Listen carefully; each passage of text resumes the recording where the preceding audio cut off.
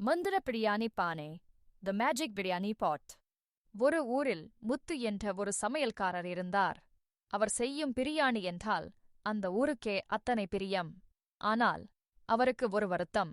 ஏழை குழந்தைகளுக்கு வயிறு நிறைய பிரியாணி கொடுக்க அவரிடம் போதிய பணமில்லை. அந்த மர்மமான தாத்தா ஒரு நாள் முத்துவின் கடைக்கு ஒரு முதியவர் வந்தார்.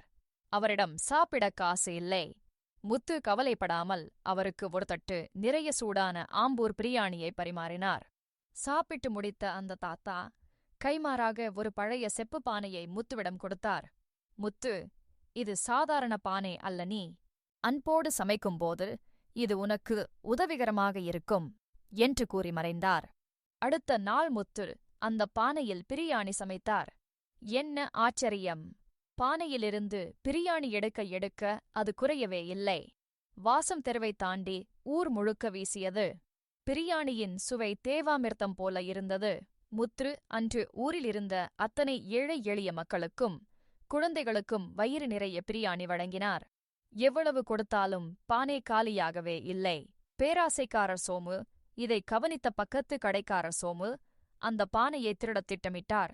நள்ளிரவில் முத்து தூங்கும்போது பானையை திருடிச் சென்றார். மறுநாள் காலையில் சோமு ஒரு பெரிய விருந்துக்கு ஏற்பாடு செய்து அந்த பானையில் சமைக்கத் தொடங்கினார். அவர் மனதில் இருந்ததெல்லாம் நிறைய பணம் சம்பாதிக்க வேண்டும் என்ற பேராசை மட்டுமே. விபரீத முடிவு. பானையை திறந்த சோமு அதிர்ந்து போனார். பானையிலிருந்து பிரியாணிக்கு பதில் வெறும் புகையும் சாம்பலும் தான் வந்தது. அவர் எவ்வளவு முயற்சி செய்தும் ஒரு பருக்கை சோறு கூட வரவில்லை. சோமு தன் தவறை உணர்ந்து முத்துவிடம் பானையை திருப்பிக் கொடுத்தார். முத்து மீண்டும் அந்த பானையை பயன்படுத்தி ஊர் மக்களுக்கு அன்புடன் உணவளித்தார். நீதி.